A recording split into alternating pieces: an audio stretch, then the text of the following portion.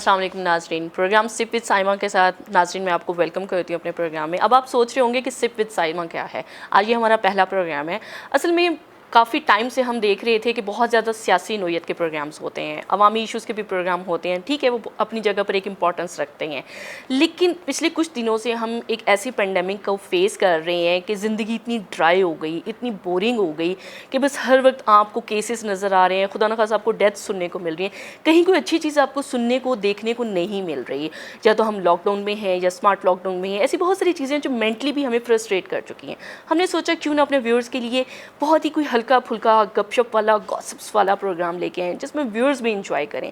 आज मेरे साथ एक बहुत अहम शख्सियत हैं जिनके साथ हमने अपना पहला प्रोग्राम रखा और हमने सोचा, चूँकि मैं खातून हूँ तो मैंने सोचा कि पहले किसी खातून को, ये जेंडर बायसनेस की बात नहीं है, वैसे ही मैं कह रही हूँ क्योंकि मैं हमेशा अपने प्रोफेशन में भी ख़वातीन को बहुत ज़्यादा लाइक भी करती हूँ और सपोर्ट भी करती हूँ। तो हमने सोचा कि किसी बहुत ही अच्छी सी खातून के साथ बैठ के गपशप लगाते हैं।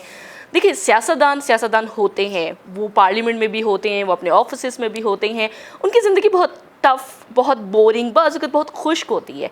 आज हमारे साथ कौन सी शख्सियत है मैं आपको बता देती हूँ। कमल शोज़ब साहिबा हैं, ये पार्लियामानी सेक्रेटरी हैं प्लानिंग एंड डेवलपमेंट की। वेलकम टू शो कमल शोज़ब साहिबा, कैसी हैं आप? खैरियत से हैं? अस्सलाम वालेकुम जी, थैंक यू असल वेरी में मच। मैंने कमल को सोचा कि कमल से पूछते हैं कि अदर देन पॉलिटिशियन कमल क्या है, अदर देन पॉलिटिक्स कमल की ज़िंदगी में क्या है, कमल क्या लाइक करती हैं, क्या डिसलाइक्स हैं, कमल की ज़िंदगी के क्या एम्स थे, क्या ड्रीम्स थे। आइए सब कुछ जानते हैं कमल से और उनके साथ एक छोटी सी मुख्तसर सी एक बैठक रखी हुई है गपशप लगाने के लिए। सो कमल, स्टार्ट करते हैं प्रोग्राम को। बताएं, सियासत से हट के आज आप हमारे साथ बातें करें, हमारे व्यूअर्स को जानने का मौका दें कि जो उनके सियासतदान हैं, जो उनके अवामी नुमाइंदे हैं, जो उनके लिए सारा दिन इश्यूज़ के ऊपर, मसाइल के ऊपर बात करते हैं, क्योंकि हमारे व्यूअर्स आपको स्क्रीन पे देखते रहते हैं कितने टफ टॉपिक्स के ऊपर, कभी आप गवर्नमेंट को डिफेंड कर रही हैं तो कभी आप अवामी इश्यूज़ पे बात कर रही हैं। कमल का बचपन कैसा था? कमल कहाँ पैदा हुई? कमल ने ज़िंदगी का आगाज़ कहाँ से लिया? बिस्मिल्लाहिर्रहमानिर्रहीम, थैंक यू वेरी मच। पहले तो आपको बहुत बहुत मुबारकबाद कि आज आपका पहला प्रोग्राम है और आगे के लिए ढेरों दुआएं आपकी सक्सेस के लिए। कमल मुल्तान में पैदा हुई। Oh great. और मेरे वालिद साहब आर्मी में थे।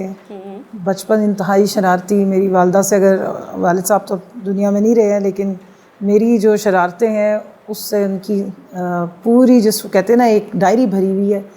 और मैं 3 बच्चों की मदर हूँ और मेरे सबसे बड़ी हूँ अपने घर में। मेरे 4 बहन भाई हैं, मेरे अलावा 3 बहनें हैं हम और 1 भाई है। और 2 बहनें मेरी पाकिस्तान में नहीं होती हैं, एक अमेरिका होती हैं, एक दुबई है, भाई मेरा यहाँ होता है। और मुख्तलिफ स्टेशंस पे हम रहे। तो शरारती कमल को कितनी मार पड़ती थी बचपन में शरारतें करने पे? अम्मी से पढ़ती थी और शरारत करने के बाद भागने पे पड़ती थी, और मैं भागती ज़रूर थी। वो कहती थी रुक के एक खा लो, नहीं तो वापस आके 10 खानी पड़ेगी। तो मैं कहती थी रुक के क्यों खाऊं। और उसके बाद मुझे दीवारों पे, दरख्तों पे चढ़ने का बहुत शौक था। ग्रेट। तो जैसे ही अम्मी ने अपना जूता उठाना या कोई अपनी डोई उठानी तो मैंने छलांग मारनी सीधा दीवार और उधर से दरख्त, और 3-4 घंटे वहाँ गुजारने। सही। जब मेरे वालिद साहब ऑफिस से वापस तशरीफ़ लाते थे तब मैं उनके साथ अंदर आती थी ताकि मुझे कोई डांट मारना पड़े। और कमल को तब माफ़ी मिलती होगी? नहीं, अम्मी तो फिर अम्मी होती हैं ना। उनका जिस वक्त बस चलता है तो वो चला लेती हैं, लेकिन इतनी मार नहीं कभी पड़ी। कोई खौफनाक वाली अम्मी नहीं है, बड़ी सॉफ्ट मिजाज की अम्मी। नहीं, वो तो जाहिर बात है, माएँ बहुत ज़्यादा सॉफ्ट पहले होती माओं का मारना फ़र्ज होता था, ये अब ज़्यादा हमारे पे पाबंदी है। पहले डांट और मार एक रूटीन होती थी और उसके बाद बहुत ज़्यादा प्यार भी मिलता था। और फिर कंपनसेशन में अम्मी ने कोई पसंद की बहुत ज़्यादा मज़े की कोई चीज़ भी बना के खिलानी होती थी। हम क्योंकि बच्चों को मारते नहीं हैं, इसलिए हम लोग नखरे भी नहीं उनके उठाते। हमारी माँ बाप ज़्यादा हमारे नखरे उठाते थे। और उसके अलावा ये कि बचपन से मुझे रिसर्च का शौक़ था। Oh great. साइंटिस्ट बनने का शौक़ था, रिसर्च करने का शौक़ था, और सबसे ज़्यादा मेरा एम ये था कि मैं कैंसर का इलाज ढूंढूंगी। अच्छा। यही मेरी अटैचमेंट की वजह बनी थी वज़ीर आज़म इमरान खान के साथ। और क्रिकेट का मुझे बहुत जुनून था। मैंने कभी गुड़ियों से नहीं खेला, तो मैं क्योंकि बाहर खेलने की शौकीन थी। खिलंड्रापन बहुत था। साइकिल चलाती थी हाथ छोड़ के, 1 व्हीलिंग करती थी। और अपने जितने कॉलोनी में, क्योंकि हम आर्मी कॉलोनीज़ में रहते थे, तो मैं उन सब की लीडर हुआ करती थी। और खान साहब से इसलिए भी मुझे बहुत ज़्यादा इंस्पिरेशन थी कि जो उनका लेटेस्ट मैच होता था, जितनी उन्होंने बैटिंग की होती थी या जितनी बॉलिंग की होती थी, स्पेशली बैटिंग, उससे ज़्यादा मैं रन्स अपनी बैटिंग के दौरान नहीं बनाती थी। तो एक आध दफ़ा ऐसा हुआ कि खान साहब ने डक ली हुई थी, तो मेरे कज़न्स और मेरे जो बाकी फ्रेंड्स थे उन्होंने मुझे उस दिन खिलाया नहीं। उन्होंने कहा आज ये जान के ज़ीरो पे आउट होगी, क्योंकि इमरान खान ज़ीरो पे आउट हुए हैं। तो खैर काफ़ी भरपूर बचपन गुजारा और बड़ा हमारी टाइम पे ना टेररिज्म थी, ना खौफनाक किस्म के ये वारदातें हुआ करती थी। हमारा जो आर्मी की कॉलोनीज़ होती हैं उनका बड़ा खुला माहौल होता है, दरवाजे गेट खुले रहते हैं, वहाँ पे किसी का गेट बंद नहीं होता था।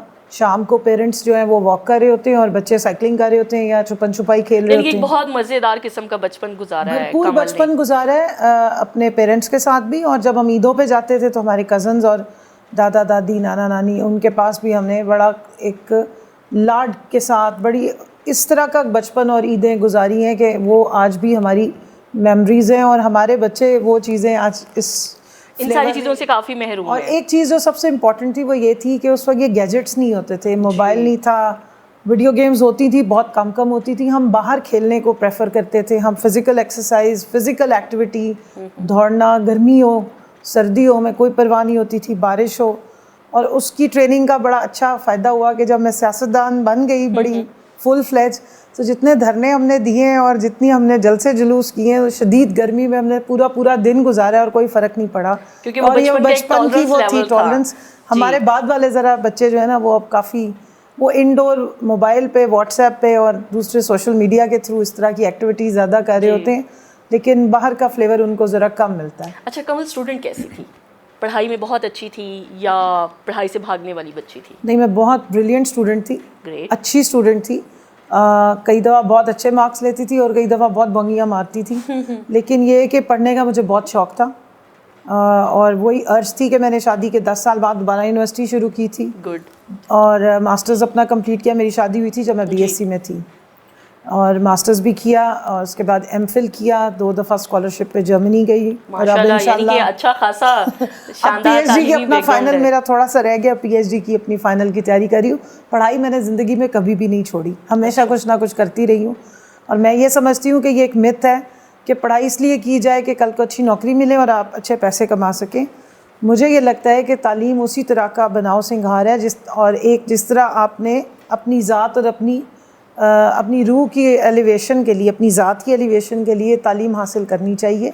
इसमें ना एज की कैद है और ना ग्रेड्स की कैद है। अपनी पसंद की तालीम हासिल करनी चाहिए और उसको सिर्फ ज़रिया माश नहीं समझना चाहिए। जी, आप पर्सनैलिटी की ग्रूमिंग के लिए भी आपके लिए तालीम याफ्ता होना बहुत ज़्यादा ज़रूरी है। बहुत ज़्यादा। अच्छा कमल, कॉलेज लाइफ बड़ी रंगीन किस्म की होती है, तो कमल शोज़ब की कॉलेज लाइफ कैसी थी? कमल शोज़ब की कॉलेज लाइफ आउटस्टैंडिंग थी, इसलिए कि मुझे आर्ट्स में बहुत क्लासें। मैं अभी आपको बताती हूँ कि हम क्या क्या करते थे।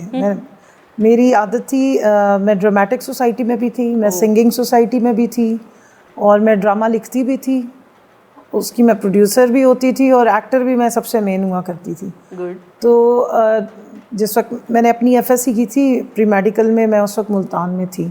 वुमेन डिग्री कॉलेज से फिर तो आपने किया? जी हाँ, उसके बाद मैं फिर भावलपुर आ गई, वहाँ मैं बीएससी करी थी। उसके बाद हम पिंडी शिफ्ट हो गए थे, तो बाकी मैंने पिंडी में की थी। तो मेरी कॉलेज लाइफ काफ़ी स्प्लिट हुई है और मुख्तलिफ कॉलेजेस की बहुत यादें हैं। मेरे साथ मेरी फ्रेंड्स का गैंग था 7 बच्चियों का, 7 हम लोग थी सारी। सही। तो मेरे पास उस वक्त थी मैथमेटिक्स था, स्टैटिस्टिक्स और इकोनॉमिक्स। अच्छा। बीएससी के लिए उससे पहले मैं डबल मैथ स्टैट्स में इकोनॉमिक्स में डबल मैथ फिज़िक्स में करी थी। अच्छा। लेकिन ये कि क्योंकि हम लोग पूरा गैंग जो है वो मिलके एक्टिंग भी करते थे और उनमें से किसी को एक्टिंग का शौक़ नहीं था। मैंने उन्हें क्या क्या क्या करवानी शुरू की थी स्टेज पे चढ़ा के। तो हर जो भी हमारी जितनी ड्रामेटिक सोसाइटीज़ थी ना, वो फिर हमें अपने फंक्शन पे जो मुख्तलिफ है वो कहती थी आप आके ऑर्गेनाइज़ करें। तो एक तो हमारे से बहुत सारे लोग जलना शुरू हो गए थे, दूसरा ये कि हम बहुत मशहूर हो गए थे, तीसरा ये कि मेरी फ्रेंड समझती थी कि मैं एक्टर बनूंगी बड़ी होके, मतलब जो अपनी एजुकेशन ख़त्म करने के बाद मैं शायद एक्टिंग की तरफ आऊँगी, क्योंकि मुझे जितना शौक़ था ड्रामाज में और इस तरह क्रिएटिव उसमें काम करने का। शायरी पसंद थी उस वक्त? शायरी करती रही हूँ। लड़कियाँ जितनी भी यंग, मुझे रोमांटिक शायरी का शौक़ नहीं था। सही। मुझे हमेशा क्लासिकल साइट ज़्यादा पसंद थी। मुझे ये नेचर से बड़ी इंस्पिरेशन बहुत ज़्यादा, गार्डनिंग जो है वो मेरा इस लेवल तक का पैशन है कि जितना टाइम मेरे पास फालतू होता है या मैं फुर्सत में होती हूँ, तो मैं सिवाय गार्डनिंग के और मुझे कोई चीज़ समझ नहीं आती है। या रीडिंग होती है या गार्डनिंग होती है। और रीडिंग में क्योंकि मेरा मास्टर्स लिटरेचर में है तो मैं बहुत ज़्यादा लिटरेचर की तरफ ज़्यादा जाती हूँ। शायरी करती रही हूँ लेकिन अब कुछ शायरी वायरी याद नहीं रही है। क्लासिकल जो पोइट्री आपको पसंद थी, तो फिर आपका कोई फेवरेट पोइट या कोई सोर्स ऑफ इंस्पिरेशन जो पोइट्री में भी जिनको आप बहुत लाइक करती रही? अल्लामा इकबाल मेरे वालिद साहब को बहुत पसंद थे और उनकी शायरी में जो रूहानियत का एलिमेंट है उसकी वजह से मुझे उनसे बहुत ज़्यादा इंस्पिरेशन थी और बचपन से मैं उन्हीं को ही ज़्यादा पढ़ती रही हूँ। बाकियों का मुझे याद ही नहीं रहता, मुझे याद भी सिर्फ वही रहते हैं। अच्छा, जवानी का कोई खूबसूरत किस्सा जो बहुत अच्छा हो, बहुत मज़े का हो और आपको लगे कि आज तक वो आपको भूला नहीं है? ऐसा जवानी मतलब फोकस करके देखिए ना, कॉलेज लाइफ में फूल देने का, फूल लेने का भी एक टाइम होता है। वैसी कमल थी, किसी ने पसंद किया, किसी ने फर्स्ट टाइम कोई फ्लावर देने की कोशिश की, कमल ने इन रिस्पॉन्स क्या किया? थप्पड़ जड़ दिया या फूल एक्सेप्ट कर लिया? अब ये बड़ा खौफनाक एलिमेंट है जो आप मुझसे पूछने जा रही हैं। मैंने आपको बताया मैं खासी टेररिस्ट टाइप की खातून थी जी। फूल लेने वाले बेचारों को तो मतलब मेरे से तो बात करते हुए भी घबराते थे क्योंकि मैंने कभी अपने आप को खातून या लड़की समझा ही नहीं था। तो फूल देने की कभी किसी ने जुर्रत ही नहीं की। सही। क्योंकि जो फूल दूसरों को देते थे मैं उन्हीं के साथ ही होती थी, उनका पूरा गैंग साथ होता था। और जब मैंने आपको बताया कि मेरे शौक़ थे क्रिकेट खेलना, मारा पीटी करना, ये सारे, तो इसलिए वो फूल लेने देने वाला काम एक ही दफ़ा हुआ था और वो मेरे जो हस्बैंड है उन्होंने मंगनी के बाद फर्स्ट टाइम मुझे फूल दिया। तो मुझे ख्याल है कि अच्छा मैं खातून और अब मेरी शादी होने लगी है। अच्छा, तो थोड़ा बताएं आप कि आपके हस्बैंड जो हैं उनका बैकग्राउंड भी क्या है और किस तरीके से उन्होंने आपको देखा और आपको पसंद किया? अरेंज थी या लव थी? देखिए, उन्होंने ना मुझे देखा ना मैंने उनको देखा। मेरी मदर ने और उनकी मदर ने आपस में एक दूसरे को देखा। हमें तो मंगनी के अंगूठियाँ पहनाने के बाद भी मौका नहीं मिला एक दूसरे को देखने का। हमारी इतनी अरेंज मंगनी थी, लेकिन शादी हम कहते हैं कि लव मैरिज थी। अच्छा। क्योंकि मेरी 2000 में हुई थी शादी, तो उस टाइम के हिसाब से लोग बहुत हैरान होते थे कि इतनी अरेंज मैरिज कैसे हो सकती है कि ना मैंने देखा। मुझे इवन मेरी वालदा ने नाम भी गलत बताया हुआ था। मुझे मंगनी के बाद पता चला कि नाम शाहजेब नहीं शोजब है। अच्छा। तो मेरे हस्बैंड चार्टर्ड अकाउंटेंट है जी। अच्छा। बैंकर हैं, पूरा टाइम बैंकिंग में ही रहे हैं, बैंकिंग सेक्टर में, और माशाल्लाह काफ़ी हाई लेवल पे वो भी अच्छे एजुकेटेड हैं और मुझे भी काफ़ी हेल्प करते हैं। और जितना भी फाइनेंस और इकोनॉमी से रिलेटेड काफ़ी चीज़ें हैं जो वो मुझे गाइड करते हैं। सही। और मैं अपनी जो सक्सेस का मेजॉरिटी कंट्रीब्यूशन उन्हीं को ही देती हूँ, इसलिए कि अगर वो सपोर्ट ना मुझे करते और शादी के बाद मैं इस काबिल ना होती कि मैं पढ़ सकती और जो मेरे ख्वाब थे या जो मैं चाहती थी, इतना फ्री हैंड उन्होंने मुझे दिया है, इतना मुझे रिलैक्स रखा है कि जो मेरा दिल किया मैंने किया और कभी उन्होंने मुझे किसी चीज़ की भी कमी नहीं आने दी है। वो फूल वाला किस्सा रह गया जो कि हमारे व्यूअर्स के लिए रहता है। फूल वाला किस्सा ये कि जी मंगनी के बाद एक तो पहले आया, मंगनी से थोड़े दिन पहले आई 14 फरवरी, तो मैं अपनी वालदा के साथ रशिकई गई हुई थी उन दिनों, क्योंकि मेरी बात पक्की हो गई थी। तो उन्होंने कहा जी शॉपिंग करनी है, मैं चली गई। मैं वापस आई हूँ तो आगे गेट पे मेरे वालिद साहब खड़े हुए थे और मैं अपने वालिद साहब से बहुत ज़्यादा अटैच थी क्योंकि मैं ज़्यादा टाइम उन्हीं के साथ स्पेंड करती। उन्होंने मेरे हाथ में एक कार्ड पकड़ाया और मुझे कहते हैं वो तुम्हारे लिए अंदर कोई गिफ्ट्स आए हुए हैं। अब मैं बड़ी थोड़ी शर्मिंदा भी होगी कि अब्बू आके मुझे कार्ड पकड़ा रहे हैं। अच्छा, अंदर में गई हूँ तो हर चीज़ खुली हुई थी। सही। मेरे हस्बैंड ने उस वक्त मुझे गिफ्ट्स भेजे थे वैलेंटाइंस डे पे। उन्होंने मुझे केक भिजवाया हुआ था, साथ उन्होंने मुझे बुके भिजवाया हुआ था और एक कार्ड भिजवाया था। कार्ड अब्बू ने दिया था क्योंकि वो खोल चुके हुए थे। सही। केक उल्टा पड़ा हुआ था। वो घर वालों ने उसका हशर कर दिया? नहीं, मेरे बहन भाई बहुत छोटे थे उस वक्त। अच्छा। मैं खुद भी उस वक्त बीएससी में स्टूडेंट थी और पूरी जो मेरी कॉलोनी थी, क्योंकि हम आर्मी कॉलोनी में, जितने हमारे फ्रेंड्स थे, जितने मेरे बहन भाइयों के फ्रेंड्स थे, वो सब आके दीदार करके जा चुके थे कि हमारी आपा के लिए गिफ्ट आए हैं। मैं सबसे आखिर में पता मैं सबसे आखिरी थी जिसको वो सरप्राइज मिला है। सही। और देने वाले कोई और नहीं थे, मेरे वालिद साहब थे। तो मैं खासी एक तो मेरे लिए बिल्कुल डिफरेंट, नया फर्स्ट टाइम ऐसा था कि किसी ने मेरे लिए वो भेजा है। मैंने जब वो केक खोला तो वो उल्टा पड़ा हुआ था, क्रीम केक था और वो मुकम्मल फ्लैट हो चुका हुआ था। सही। कार्ड पहले ही खुला मिला था। तो उसके बाद मैंने कार्ड पे क्या लिखा था? दो इट्स वेरी पर्सनल बट हम जानना चाहेंगे। वैलेंटाइंस डे की सिर्फ उन्होंने विश की हुई थी और अपने साइन किए हुए थे। शुक्र है कि कुछ नहीं लिखा हुआ था क्योंकि वो अब्बा जी की तरफ से इनको मिला था। तो उसके बाद नहीं, उन्होंने तो भिजवाया था ना, उन्हें तो नहीं पता था कि आगे अब्बा जी ने पकड़ के वसूल करना है। लेकिन उसके बाद जो काम हुआ वो उससे भी ज़्यादा इंटरेस्टिंग था कि उन्होंने मेरी वालदा को फ़ोन किया कि मैं आना चाहता हूँ, तो अम्मी ने कहा कि आ जाएं।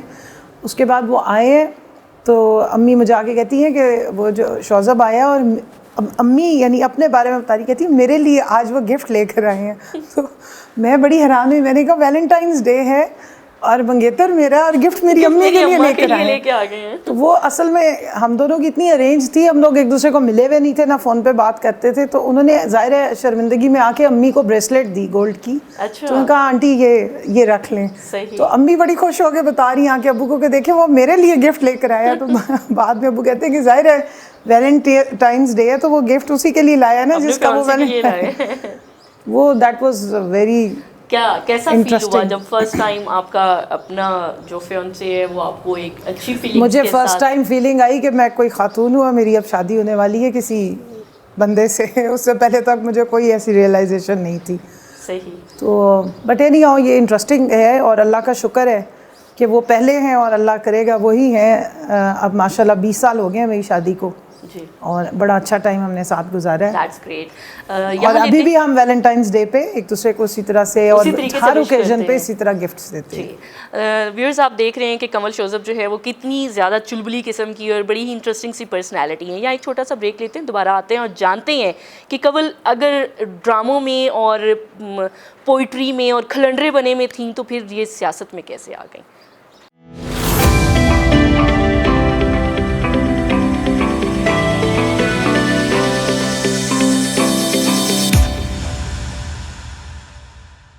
वेलकम बैक नाज़रीन। हमारे साथ कमल शोज़ब साहिबा इस टाइम मौजूद हैं प्रोग्राम में, पार्लिमानी सेक्रेटरी प्लानिंग एंड डेवलपमेंट। कमल शोज़ब से हम बात कर रहे हैं, उनकी ज़िंदगी के बारे में जान रहे हैं कि कमल पॉलिटिक्स के अलावा उनके क्या ख्वाब थे, क्या ख्वाहिशात थी और कमल किस तरह की शख्सियत है।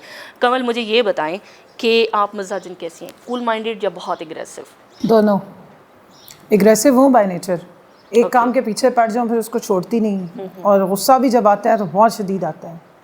लेकिन जब रिलैक्स होती हूँ तो फिर बिल्कुल ही रिलैक्स होती हूँ। कमल लेकिन पॉलिटिक्स में तो बहुत तहम्मुल मिजाजी का मुजाहरा करना पड़ जाता है, बाज़ वक़्त आपको ऐसी ऐसी बातें भी टॉलरेट करनी पड़ जाती हैं जो आपके मिजाज और आपके टेम्परामेंट के बहुत अगेंस्ट होती है। देखिए मेरी आदत ये है कि मैंने ज़िंदगी में अगर एक काम नहीं सीखा तो वो मुनाफ़क़त है। मेरे से दो स्टैंडर्ड्स नहीं रखे जाते, या जिसको उर्फ़ आम में लोग 2 नंबरी कहते हैं। मैं जिसके साथ अच्छी हूँ, जिसके साथ नहीं हूँ, नहीं हूँ। जिनकी काफ़ी हद तक मुँह फट भी साबित हो सकती है। मुँह फट थी लेकिन अब ज़रा मुँह बंद कर लिया है। अच्छा। पहले बहुत मुँह फट थी, अभी भी जो सही बात है वो मैं कहने से बिल्कुल घबराती नहीं हूँ। और सही बात ये नहीं है कि मैंने दूसरे की इंसल्ट करनी है, जो लीगली या जो एक मतलब सियासी ज़ुबान में जिसको कहते हैं, लोगों की कैरेक्टर असैसिनेशन करना, लोगों की ज़ातियात पे बात करना, ये मेरे असूलों के ख़िलाफ़ है।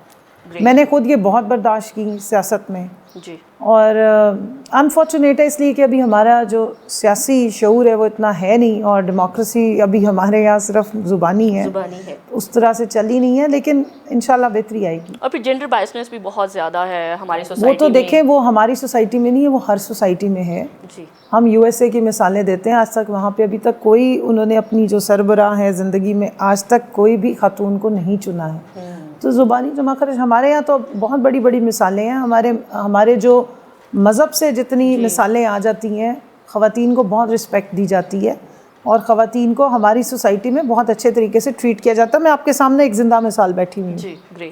लेकिन ये कि जब भी आप सोसाइटी में कोई नई चीज़ इंट्रोड्यूस करा रहे होते हैं, नए ट्रेंड्स होते हैं, थोड़ा सा चेंजेस आ रही होती हैं, तो उसमें हमारी कंजर्वेटिव सोसाइटी है, लेकिन हमारे लोगों में रिवायात भी हैं और रिस्पेक्ट भी है। तो मैं तो इस चीज़ की कदर करती हूँ। मेरा जो इलाका है मैं शर्किया, वहाँ पर भी हमारे यहाँ लोगों को धी ध्यानी कहते हैं, यानी बहन बेटी, और इस चीज़ की रिस्पेक्ट करते हैं। हमारी नई नस्ल को ये बातें सीखनी चाहिए। हमारे पुराने लोगों में ये रिवायात बहुत ज़्यादा है और वो इज़्ज़त भी देते थे। और पहले तो जब आप बाहर निकलते थे लोग नज़रें नीची रखते थे।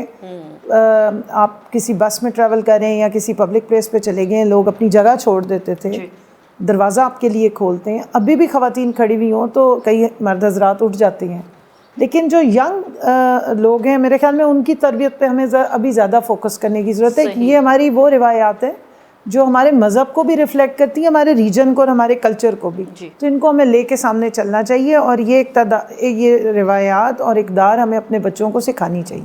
अच्छा कमल, रंगों में रहना पसंद करती हैं या थोड़ा सा सादगी पसंद है कि नहीं बस सिंपलिसिटी ठीक है, या बहुत अच्छे से कलरफुल ड्रेसेस होने चाहिए? देखिए मैं ड्रेस डिज़ाइनर रही हूँ, ड्रेस डिज़ाइनर भी हूँ। अभी तो मैंने बहुत टाइम शॉर्ट रहा है, मैंने तकरीबन 4-5 साल कराची में जमजमा पे अपना पूरा फुल फ्लेज बुटीक रन किया है। और शौकीनी मुझे बहुत ज़्यादा, मैंने आपको पता है गार्डनिंग का शौक़ है, तो कलर्स से मुझे बहुत ज़्यादा इंस्पिरेशन है। फूल मुझे बहुत ज़्यादा पसंद है, हर तरह के, चाहे वाइल्ड हों चाहे बहुत ही स्पेशल हों। तो फिर शॉपिंग का तो बहुत क्रेज़ होता होगा। क्या अंधाधुंध शॉपिंग होती है या सिलेक्टिव होती है? देखिए, मुझे 2 से 3 चीज़ें हैं जिनकी अपनी ज़ात के लिए अर्ज होती है। मैं स्टोन्स बड़े शौक़ से पहनती हूँ। ना मुझे गोल्ड का शौक़ है, ना मुझे डायमंड का शौक़ है, ना मुझे चांदी का शौक़ है। मुझे बस स्टोन्स नज़र आ जाएं, जिस चीज़ में भी बने हुए हों। अभी भी आप देख लें, मैं स्टोन्स पहनती हूँ। अच्छा, उसके अलावा कपड़े मुझे बहुत पसंद हैं, जो भी मर्ज़ी, मतलब ये मुझे इन चीज़ों का कोई कॉम्प्लेक्स नहीं है कि ये ब्रांड होना चाहिए, इतने हज़ारों का होगा। 100 रुपए की चीज़ आएगी, मुझे पसंद आ गई, मैं ले लेती हूँ। मुझे इन चीज़ों से फ़र्क नहीं पड़ता है कि जी लाखों की होनी चाहिए। उसमें मेरी अपनी क्रिएटिविटी का जो मुझे शौकीनी है बचपन से है, वो एलिमेंट मैं बीच में तलाश करती हूँ, और वो मेरी अपनी ज़ात की एक नीश है जिसको मैं रखती हूँ स्पेसिफिकेशन। सही। एक कपड़ों पे और जूतों पे मैं बेतहाशा पैसे लगाती हूँ। ब्रांड्स के पीछे मैं बिल्कुल नहीं जाती, ये मैं क्लियर कर दूँ। किसी लेबल के पीछे मैं नहीं जाती जी। मैं अपनी मर्ज़ी से, जो मुझे खुला कपड़ा मिलता है उसको मैं खुद अपनी मर्ज़ी से जैसा बनाऊँ उस पर मैं पैसे लगाती हूँ। और मैं पौधों में बहुत पैसे खर्चती हूँ और बेतहाशा ही खर्च देती हूँ। बस मुझे ये शौक़ है। ना मुझे किसी ज्वेलरी का शौक़ है, सही, ना मुझे कैश इकट्ठा करने का शौक़ है, ना मुझे कोई और बहुत बड़ी बड़ी इन्वेस्टमेंट्स करने का शौक़ है। मेरे ये शौक़ है। बाकी जो भी होता है वो कोशिश करते हैं कि अपने लीडर को फॉलो करें और अगले जहान के लिए ज़्यादा इन्वेस्टमेंट्स करें। कमल, सियासत में आना किस तरीके से आई आप? क्या बाय चांस आ गई या कोई प्लानिंग थी? देखिए, मैंने आपको बताया कि मेरी इंस्पिरेशन थी कि मैं कैंसर के लिए इलाज ढूंढ सकूँ। जब वज़ीर आज़म ने शौकत खानम बनाना शुरू किया, मैं उस टाइम पे शौकत खानम की कैंपेन रन करती थी। हालांकि मैं उस वक्त 8th क्लास में थी। आहिस्ता आहिस्ता जुनून बढ़ता गया। जब वज़ीर आज़म ने अपनी पार्टी बनाई, मेरा उस वक्त हालांकि ID कार्ड नहीं बना था, और ये मैं बड़े प्रोग्राम्स में बता चुकी हूँ। हमारे बैटमैन की साइकिल थी, मैंने उन्हीं को ही कहा, हम चाचा कहते थे कि आप मुझे ज़रा ले जाएं, मैंने PTI ज्वाइन करनी है। तो वो हंसने लग पड़े। वहाँ साथ ही कॉलोनी के बाहर ही इनका ऑफिस खुला हुआ था PTI का। मैं गई हूँ, मैंने पर्ची पे जाके साइन किया, वो स्लिप मैंने रख ली। उसके बाद सबने मेरा इतना तवा लगाया कि ये देखें जी, ये तो PTI इसने ज्वाइन कर लिया, तो सियासतदान बनने जा रही है। क्योंकि हमारे तो फैमिली में कभी किसी ने इस तरह से, ख़वातीन में तो ख़ास तौर पे कोई सियासतदान नहीं थे। सियासतदानों को सपोर्ट करते थे, मगर मेरी जो इमीडिएट फैमिली है या मेरा घर है या मेरे वालिद साहब की हद तक, क्योंकि वो आर्मी में थे, तो हमारे घर में कोई इस तरह का नहीं था। तो सब ने कहा कि अच्छा ठीक है, अभी तो इसकी उम्र भी ऐसी है, तो ये हंसी मजाक है, ठीक है। और सबको पता था मेरा जुनून। खान साहब के लिए जो मेरा जुनून था वो सारे घर को पता था। खैर, वो टाइम के साथ साथ बढ़ता गया, और फिर जब मेरी शादी के बाद मैं कराची गई हूँ, तो फिर मैंने फॉर्मली वहाँ स्टार्ट कर दिया। सही। लेकिन उस टाइम पे 2004 से 2009 तक मैं कराची में रही हूँ। उस वक्त ज़ारा आपा और ये सारे वहाँ पे एक्टिव थे, मैं इतनी एक्टिव नहीं थी। सही। मेंबर, क्योंकि उस वक्त इतना काम भी नहीं था पार्टी में। तो 2009 से ऑनवर्ड्स जब मैं इस्लामाबाद आई हूँ, और फिर मैंने ISF भी ज्वाइन की, फिर मैंने बिल्कुल फॉर्मली और बहुत ज़्यादा फिर हमने एक्टिवली काम शुरू कर दिया। सही।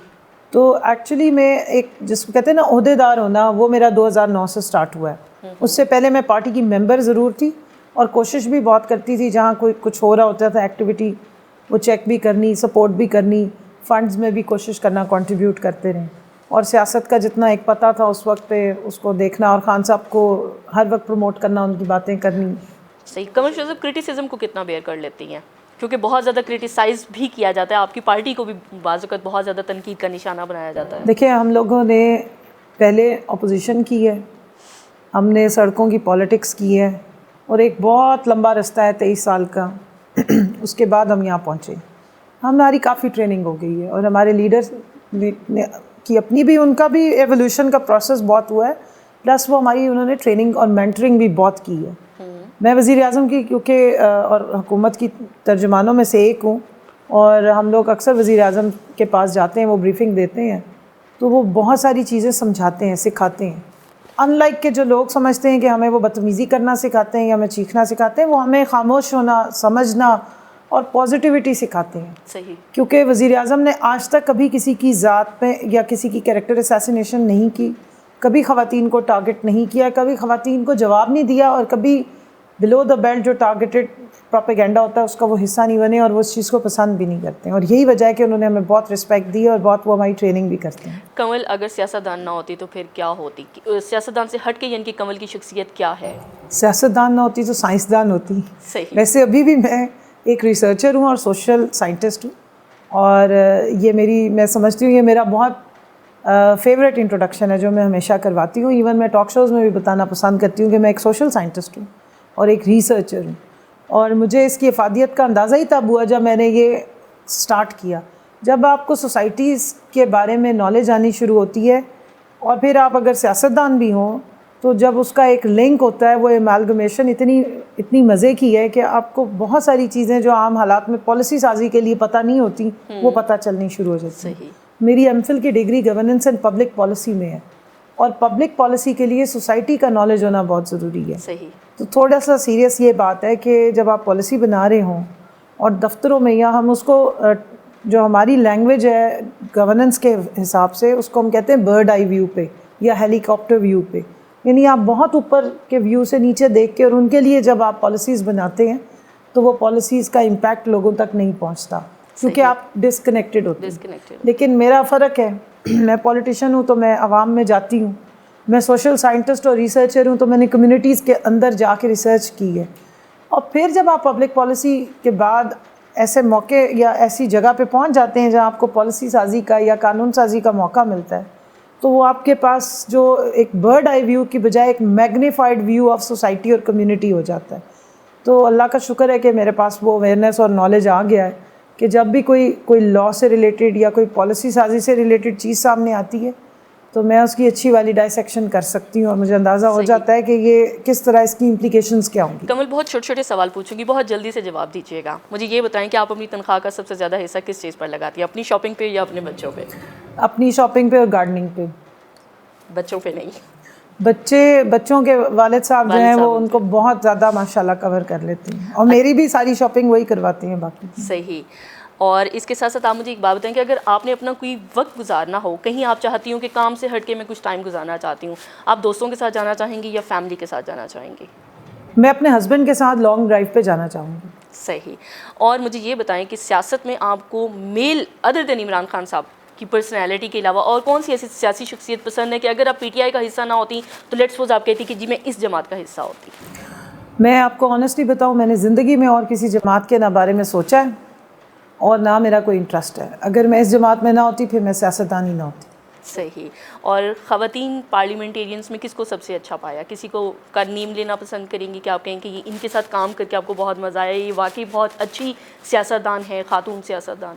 डॉक्टर फ़हमीदा मिर्ज़ा साहिबा बड़ी एक्सपीरियंस्ड, बड़ी सीजनड और बहुत क्वालिफाइड खातून है, और मैं उनकी बहुत रिस्पेक्ट करती हूँ, और वो काफ़ी इंस्पिरेशनल पर्सनालिटी हैं। और जिस लेवल पे वो रही हैं, मैं समझती हूँ ख़वातीन पॉलिटिशियंस को मौके मिलने चाहिए, और जब वो आती हैं फोर फ्रंट पे तो वो बहुत बेहतर परफॉर्म करती हैं। कमल, मुझे ये बताएं, अगर आपको अपने बेडरूम में किसी की तस्वीर लगानी हो तो किसकी लगाएंगी?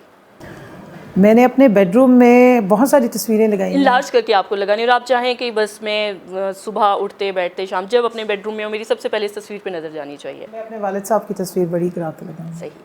सबसे आखिरी सवाल मैं आपसे पूछना चाहती हूँ, ख़वातीन एज के हवाले से बहुत कॉन्शियस होती हैं, कमल की उम्र क्या है? मेरी जी डेट ऑफ बर्थ है 1979 की, और मैंने अभी 40 क्रॉस की है। That's great. देखें व्यूअर्स, ख़वातीन बहुत एनॉय हो जाती हैं जब हम उनसे उनकी उम्र के बारे में पूछें, लेकिन कमल ने बड़ी ही फ़राख दिली से हमें बताया है कि उनकी एक्चुअल डेट ऑफ बर्थ क्या है और वो इस टाइम कितनी ईयर ओल्ड है। कमल, आपका स्टार क्या है? मेरा स्टार है जी जेमिनी। यौम तकबीर जो है 28 मई मेरी डेट ऑफ बर्थ है, और मेरी अभी गुजरी है जब। तो क्या आपके स्टार का आपकी पर्सनैलिटी पे इम्पैक्ट है? क्योंकि Gemini I think so double personality के लोग होते हैं। अगर ये उसके बारे में मिसकॉन्सेप्शन है कि डबल पर्सनालिटी होती है, वो दो पर्सनालिटीज़ एक जगह इकट्ठी हो जाती हैं, इतनी एनर्जी होती है। अच्छा, यानी कि ये इतने पॉजिटिविटी इन्होंने अपने स्टार में ढूंढी और अपनी पर्सनालिटी के अंदर वो चीज़ें जो का इम्पैक्ट मेरे ऊपर 99% है। मुझे कोई मेरा स्टार पढ़ ले तो वो मुझे फ़ौरन जज कर लेगा अगर वैसे ना जानता हूँ। बहुत शुक्रिया, थैंक यू कमल कि आपने हमारे लिए वक्त निकाला। और नाज़रीन, देखा आपने कि आज हमें मौका मिला कि वो पॉलिटिशियन, वो खातून सियासतदान जिनको आप टीवी पर बैठे हुए बहुत खुश्क बातें करते हुए देखते और सुनते हैं, जो आपके मसाइल के हवाले से इतनी आवाज़ उठाती हैं, बेसिकली वो अपनी ज़िंदगी में कैसी हैं, रंगों को पसंद करती हैं, खुशबुओं को पसंद करती हैं। बहुत अच्छा माशाल्लाह से एक लाइफस्टाइल है उनका, और उम्मीद करती हूँ कि आपको बहुत पसंद आया होगा। और मैं यहाँ चाहूँगी कि आप हमें इजाज़त दें और अगले प्रोग्राम में हम एक और अच्छी सी खुश रंग पर्सनैलिटी के साथ आपके लिए दोबारा हाजिर होंगे। उस वक्त तक के लिए इजाज़त दीजिए। अल्लाह हाफ़िज़।